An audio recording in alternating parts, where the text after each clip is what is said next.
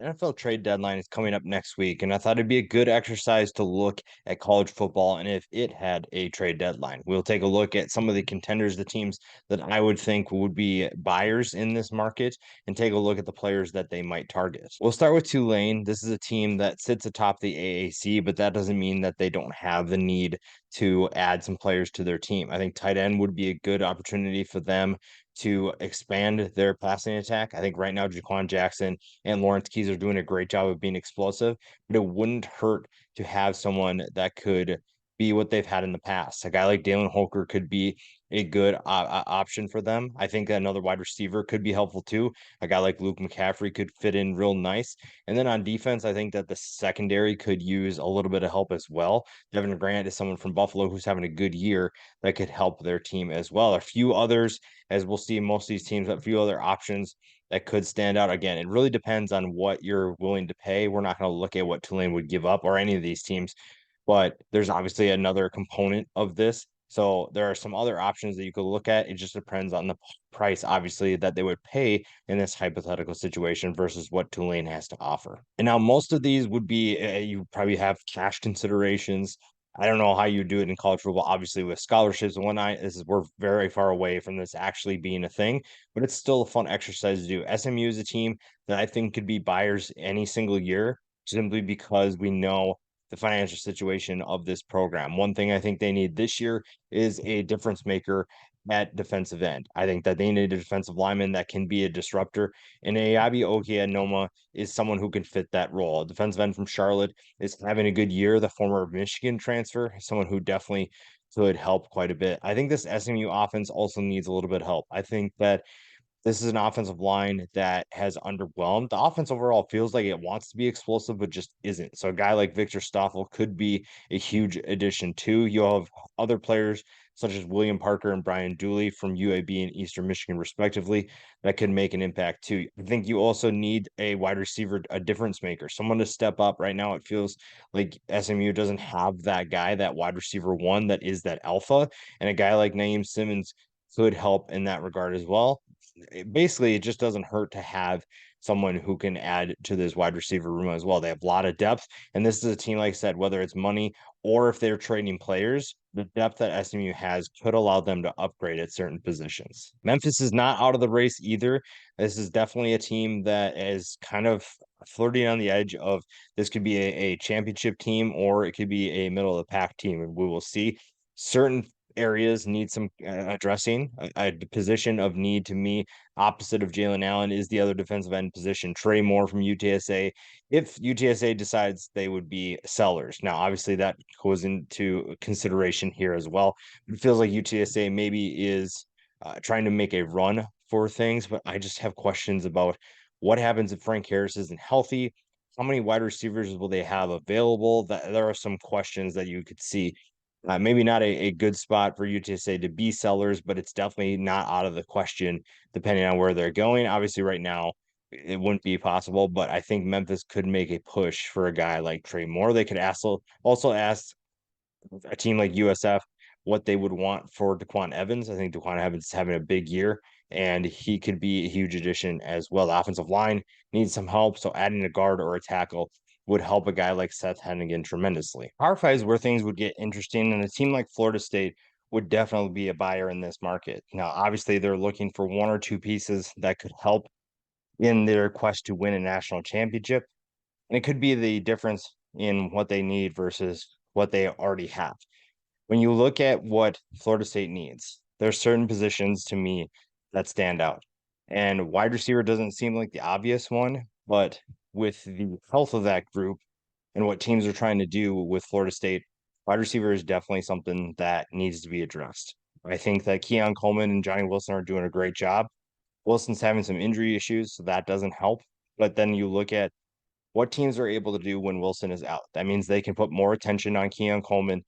That obviously gives opportunities to a guy like Jaheim Bell. But I think someone who is in the slot who could make a big impact and brings a lot of speed to that offense would be a huge addition. So a guy like Xavier Weaver really stands out in terms of being able to open up the field. I think at defensive tackle, you have certain players that are on teams that are struggling. So guys like Zon Newton will be huge additions. They will be one of the most coveted people on the market in this hypothetical situation.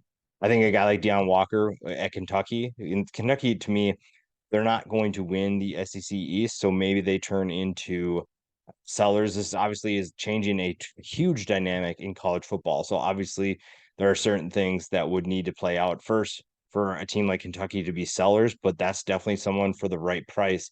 Certain teams would definitely listen to what offers teams would have. And a team like Florida State who wants to win a national championship in this era of NIL and money being just thrown around everywhere, I think that that's definitely another option for them to utilize. North Carolina's loss to Virginia definitely did not help. I think that when you're looking at what they were wanting to do in terms of winning the ACC, that took a huge blow after this weekend. And there's really one option. There's one position that stands out the most, and it's really just the offensive line, I guess, as a whole. So maybe not one position, but one unit. Patrick Paul is someone to me that I think addresses a lot of the needs that North Carolina has because when I watched the game against Virginia, it seemed that every other play I saw Drake May either being sacked or running for his life. Now, some of that was obviously on Drake May as well, but this is definitely an offensive line that can utilize a little bit more experience, a little bit more talent. I think they would go heavy into trying to add at least one offensive lineman.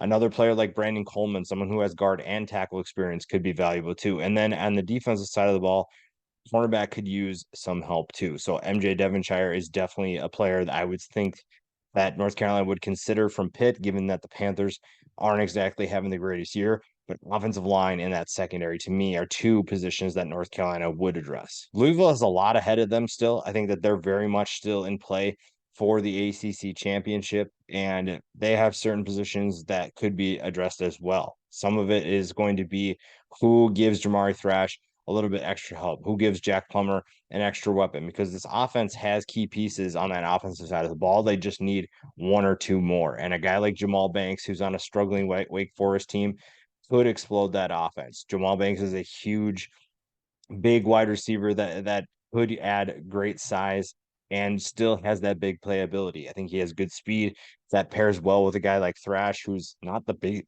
but he's definitely someone who can be a big playmaker.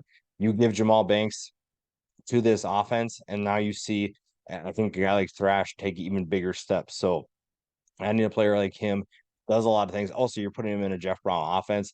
I like what that combination can do. A guy like Peyton Wilson could be a great addition as well. I think that Louisville has done well to manage the losses they sustained this offseason in terms of transfer portal and graduation. But Peyton Wilson is a veteran player who could help elevate that unit at linebacker even more. And you're looking at certain other positions of defense, like safety, that could use some help as well. There's definitely plenty of options. And when you just look at some of these players and what they could do in a Jeff Brom system, I think you're looking at a lot of exciting options for the Cardinals. Last week showed that if you win a game, you could also look at the team you just beat and address certain positions that you might need help with. Linebacker to me for Miami is one of those positions. And sometimes it's kind of like when you look at the NFL draft. It's not necessarily if it's the fills the need that you want, if it's the best player available, or it's not your biggest need. Outside linebacker to me isn't the biggest need for Miami, but when you have a talent like Barrett Carter available, if in this case they are available, if your Barrett Carter is available for Clemson, a team that has now had 3 losses on the year and Miami just beat, adding a guy like Barrett Carter makes this team tremendously better. Now, obviously, Miami needs to figure out the quarterback position and if they can keep them healthy and consistent, but then you can also look at what you can do to add players like Corey Dice here, a tight end from Maryland who gives them a kind of a balanced approach to the passing attack. The wide receivers appear to be just fine, and adding a player like him makes this team even better. Then DJ James was a former Oregon corner that obviously transfers to Auburn, and to me, I think adding DJ James is a solid pick. Auburn's obviously not having the season they want, but you give him to Miami and give him into a secondary that has a lot of potential. And I think that elevates that defense even more as well. Oklahoma struggled last week against UCF, and losing Andrew Anthony was one of the bigger losses for any team in college football. So that's definitely a position they would address in this trade deadline, or at least try to. A guy like Xavier Legette from South Carolina has been having a monster year and showed his explosiveness.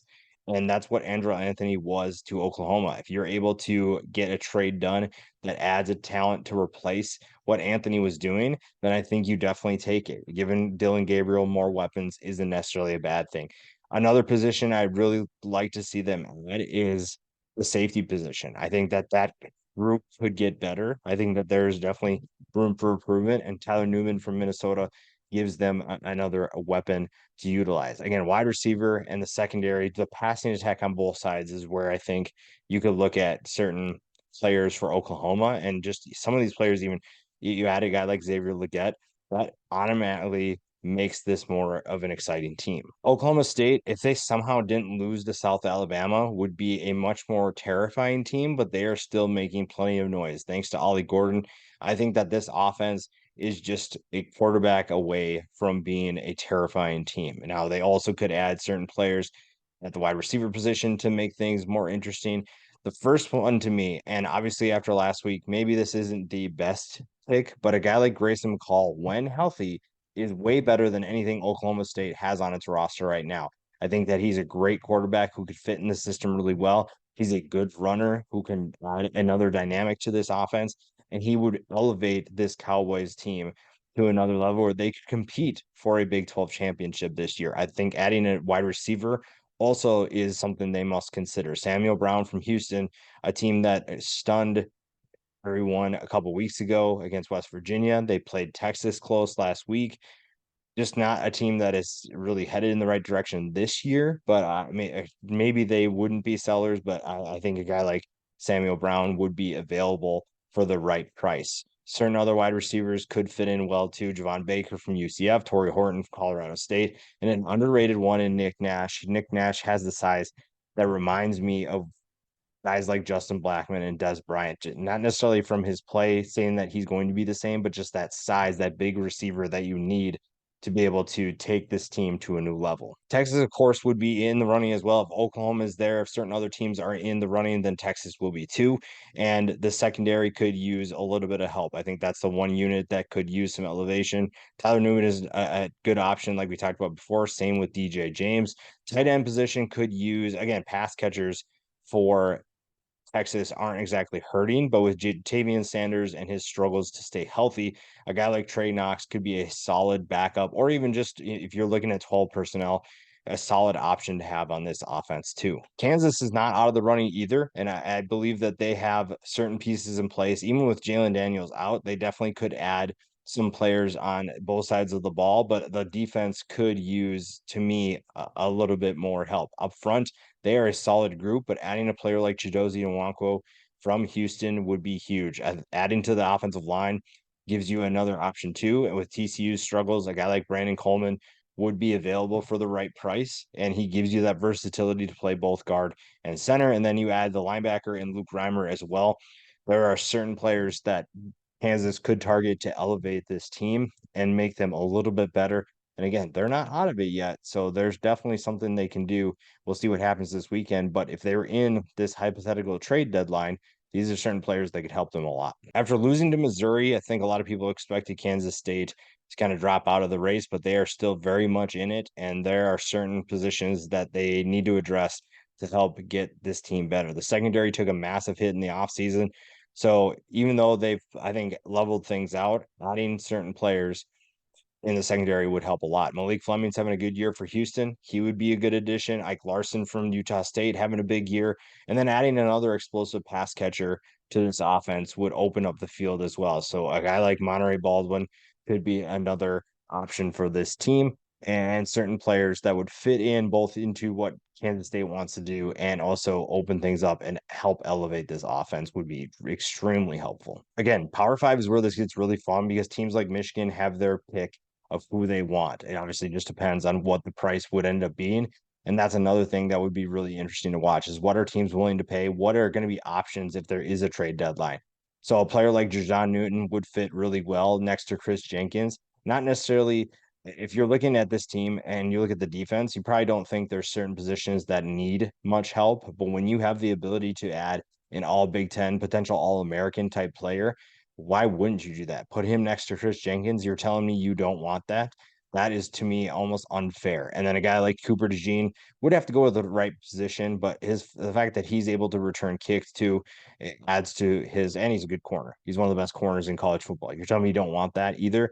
And then on offense, adding a wide receiver even would be really fun to watch. A player like Jamal Banks, you pair him up with Roman Wilson and Cornelius Johnson, and you put that offense together, you're just giving more weapons for JJ McCarthy to utilize. Ohio State obviously needs to figure certain things out. I think one of the biggest ones will be who's going to be wide receiver two if Emeka Ibuka continues to be out of the lineup.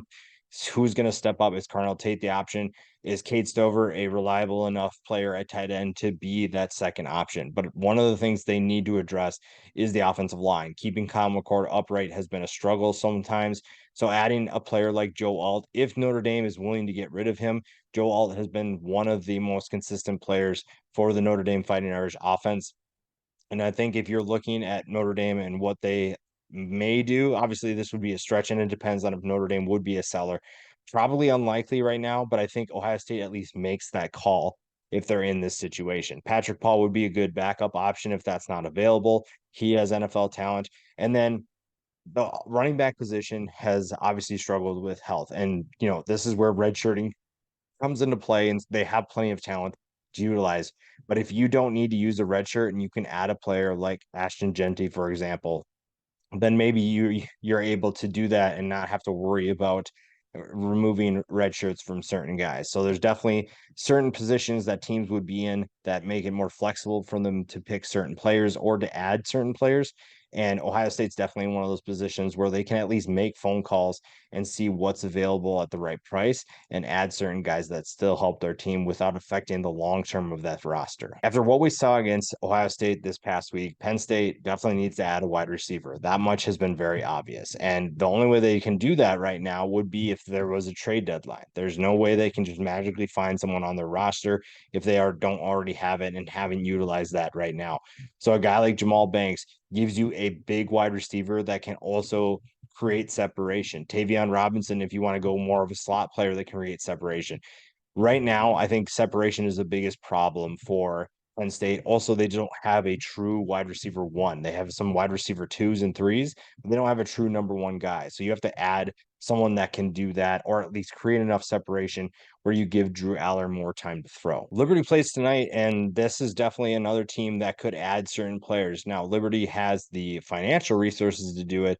I just don't know what players would be willing to come to a program in Conference USA. That's the other thing that you have to keep in mind is what would certain players really want? And I think Liberty's resources for player availability and in terms of what they'd be able to offer, probably you're at this point, if you depending on who you're quote unquote trading with, the money part would probably be the only thing they have to offer. I don't think there's very many players that many programs would want, but when you look at who they could add, a guy like Jason Henderson, a tackling machine, would help Liberty's defense tremendously. Now, it comes down to if you're Liberty, you're looking at the near six, you're looking at down the road. You're not necessarily looking at what helps you right away. You're looking at what's going to help you long term. So adding a guy like Henderson, Braxton Feely, Cam Camper, you have a number of players that can make your team better. And Jamie Chadwell knows that. It's just a matter of what would they have available that's attractive enough to other programs. Toledo's kind of in that same boat in the MAC. I don't think a lot of people have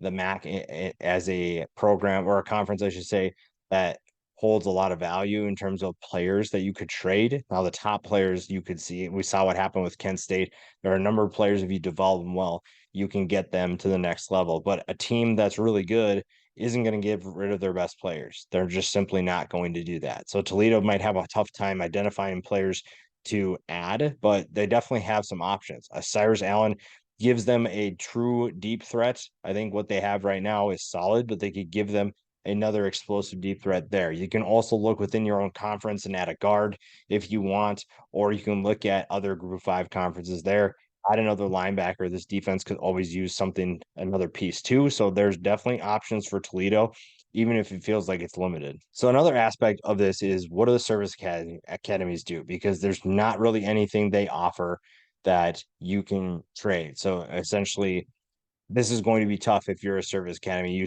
almost essentially stick with status quo. But say for whatever wild imagination, you can get whatever you want for fun. Imagine putting KJ Jefferson and Raheem Sanders in the triple option. You're having nearly 500 pounds of players run the triple option. And Air Force is already really good at running the option. But now, even if you don't have KJ Jefferson, just keep Zakar Larrier. You keep him in the offense and you give Raheem Sanders the ability to run the football in this offense as the fullback. Good luck stopping that. This is already a team that is at the top of the Mountain West. And now you add a player like that. I don't know if there's anybody that can really stop that. Fresno State is interesting because a lot of this stems from Mikey Keene's ability to stay healthy. That obviously determines how good this team will be, but it's not going to hurt to add another wide receiver. Sticking within the conference, you can add a player like Torrey Horton and get instantly better. I think that when you're looking at Fresno State, they have some good players. Jalen Gill has been solid. Eric Brooks obviously has been phenomenal, but I don't think they have that true wide receiver one that can take the top off the defense. Adding a player like Torrey Horton makes this offense even more explosive. And if you can also add another player at offensive line that can help protect this quarterback situation even better, then you're looking at a team that instantly becomes an upgrade because of who they added. Utah's another interesting team because when you look at what they did to USC last week, it's clear that they just have a good culture and you don't necessarily have the ability to just bring anybody in because you've established such a good culture under Kyle Whittingham. Certain players would have to fit extremely well in what they're adding. You don't have the ability to take a swing on certain guys because you need to make sure that they fit in well. The quarterback position is something that needs to be addressed. Now that we know the Cam Rising is out for the rest of the year, Bryson Barnes obviously played his butt off last week. We saw a great performance from him, but there's still an obvious gap between him and what Utah needs to be a contender. So adding a player like Grayson McCall is where I think this team could look. And I really like the fit as long as Grayson McCall is healthy. I really like his ability to make smart decisions. He comes from obviously not Tim Beck's offense is very different than what he did with Jamie Chadwell's system for 3 years. I really like his ability in Chadwell's offense because it's a very heavy run first offense, and you're looking at a more traditional offense in Utah. But Grayson McCall is so used to handing the ball off or running an option that he knows he has to be efficient throwing the football, and that hasn't phased him. He's been one of the most efficient quarterbacks in college football, and he would continue to do that for Utah and elevate this offense too. Ashton Genty is another player. Running back right now has taken a huge hit, and sometimes in trade deadline situations, you have to add talent to positions, even if you have talent on in that group already. Utah is not hurting for talent; it's just hurting for healthy talent. And if you added an explosive playmaker like Ashton Genty, who can also double as someone who is a big time threat in the passing attack, why wouldn't you do that?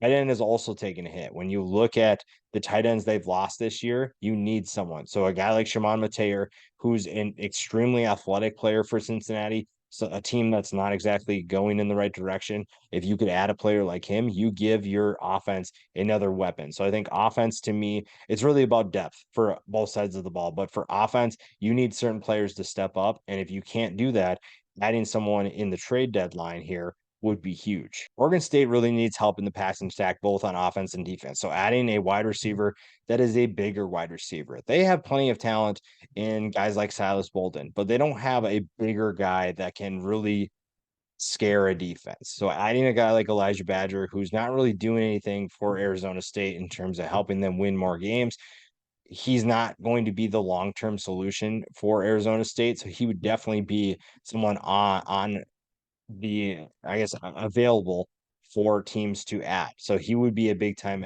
addition to Oregon State, a team that is very much in the Pac-12 race. Cornerback is a position that needs probably more help than that. So a guy like Shaheem Battle could be an option for them. I think Ricardo Hellman from Wisconsin is another option, depending on if Wisconsin is looking to trade. Right now, they're obviously the front runner in the Big Ten West, but next year and years after, when there aren't divisions, it's not really going to matter. They would sit more in the middle of the Big Ten. So adding a wide receiver in some corners or just one corner would help Oregon State's bid in the Pac-12 even more. Washington is fun because they have a lot of good things going for them, but then you look at what they could also add. Will Shipley would be a huge addition. Again, Clemson may not be in a selling opportunity for certain teams, but I think that you're looking at a Clemson team that doesn't exactly have what everything in front of them. So they could ship out certain players like Shipley, who also is a great returner. You add another weapon in the running game, which needs to take a step forward. I think they need some depth. If they lose a guy like Cam Davis, you need someone that can step up, and Will Shipley is that running back one that you need. He's also an a plus asset in the passing attack. This is a team that wants to throw the football, and you add running back that can do that. You don't necessarily have to rely on your wide receivers as much. Adding to the defensive line, I think also would be a smart decision for Washington. So a guy like Jerzon Newton, even Xavier Thomas, Shipley's teammate, those could be guys you make phone calls for and see what the price is. If the price is right and you're looking to elevate your team, a team that wants to win a national championship, then those are guys you make calls on. Oregon's fun because I feel like they're in a really good position now that they have the quarterback position figured out in Bo Nix. You can add a wide receiver, I think, to help Troy Franklin and Tez Johnson. I don't necessarily know if they need to add a wide receiver, but a guy like Xavier Legette would be someone you still make a phone call for because his talent is just as explosive as Franklin and Johnson, and he's a bigger wide receiver that's almost a freak.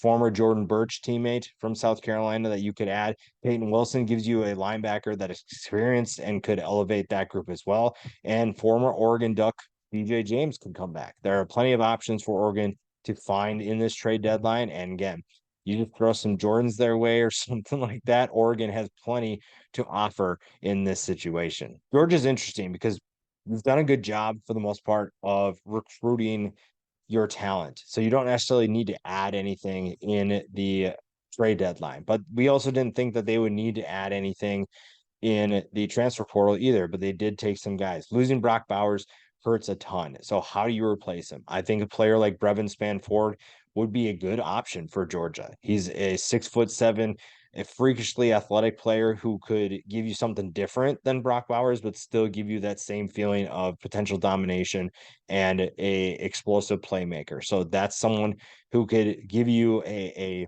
replacement for now until Bowers comes back. And then now you have two tight ends that give this offense even more weapons. Shamar Turner for Texas A&M. I feel like Texas A&M season, it's not over, but it's definitely not going the way they wanted. So maybe a guy like Shamar Turner wants out. Georgia makes a phone call and you get an absolute dominant defensive end. Pair him with Michael Williams, and a team that's already terrifying to block becomes even scarier. Then you add a player like Will Shipley. Right now, the rushing attack for Georgia is looking to elevate their game and looking to take a step forward and improve a little bit. Adding a player like Shipley, who not only, like we talked about before, not only gives you a good running back, but he also helps you in the passing attack as well. And he's a returner. That's a value that's really hard to turn down. And given that he's right down the road, it's kind of hard to not make a phone call for him. Missouri is still very much in the running. I think that there's plenty of talent on that roster, but you could also add certain players that could help. Maybe adding a wide receiver to help Luther Burden, though I feel like that position is pretty solid. The defense probably needs the most help, especially with the offenses you'll face. We saw what happened against LSU, and you saw the secondary needs to take a step forward. Jalen Simpson is someone who could be top on that list. Jerzon Newton is another one up front. And then a guy like DeRicky Wright, who's on a Vanderbilt team that's not going to compete for anything in the SEC East. You could add certain players that would help this team tremendously. Alabama is interesting because I think that you can make a case that they would make a phone call for Caleb Williams. I think that they would make a phone call for any quarterback that could change their fortune going forward. This is a team that is still very much in the college football playoff race despite a loss to Texas, and a trade deadline could instantly turn things around. Now, whether or not Caleb Williams is actually available, that is the question. USC's obviously season isn't over, but their goals and their aspirations of competing for a national championship essentially are. So maybe the price is right for Caleb Williams. Maybe you find a way, a piece that you can add to this trade to make things sweeter for USC. But if not, maybe you roll with Jalen Milroe and you just add certain players on the offensive line. A guy like Patrick Paul could be a good addition too. You're looking at other players like Dylan Wade. You can make a phone call to Notre Dame and see if Joe Alt is an option. You could also, if you don't get Caleb, you could bring Talia Tagovailoa back. You can bring Tua's brother back to Alabama. The former Alabama player is having a good year at Maryland, but Maryland's obviously not winning the Big Ten East. So maybe you make a phone call for that. Running backs, Ashton Jeanty and Will Shipley are two great options as well. This is an Alabama rushing attack that isn't doing what you thought they would do, but it's still a team that can elevate certain players in certain positions, and they could absolutely become a serious contender once again if they are able to make trades for certain players. LSU is kind of on the outside looking in, but they're definitely still sticking around. And I think there's certain positions they could add, which would make them really fun, mostly on defense. I think the defense really needs some help, and the secondary is really where that starts. Tyler Newman could be a huge addition. Certain other players like Jeremiah Cooper, Justin Barron at safety, too. There's plenty of options there. The defensive line, even within their own conference, they don't really need to go far to find certain players. You can add a player like TJ Sanders, Hemingway from South Carolina as well could be another option. Deion Walker. There are certain players you could add to make your team even better. And again, this team is not technically out of it. They do need some help, but I think that the defense is really where you need to address certain things. And James Madison's also in that kind of position where you don't have maybe as much available to be able to provide for certain teams, and you maybe have to give up a good player. And right now, the certain positions that they're able to do that, it's anywhere in the front seven where you can give something up, but you don't necessarily want to weaken your team. You just want to add certain players. So Brian Dooley probably to me makes the most sense. This offensive line could always use another option, another player that elevates this team. And then the defense could also use some help at safety. I think that this passing attack, the pass defense rather, is where this team could get better. And adding a player like Cedarius Barfield, a team in San Diego State that is struggling right now and could be looking for a new head coach when it's all said and done at the end of the year. So players from that team could be available as well. And then a running back and Rasheen Ali, if you see that Marshall is willing to give him up, you definitely make that phone call. No disrespect to Kalen Black, but if you can add a talent like Rasheen Ali, you definitely do it.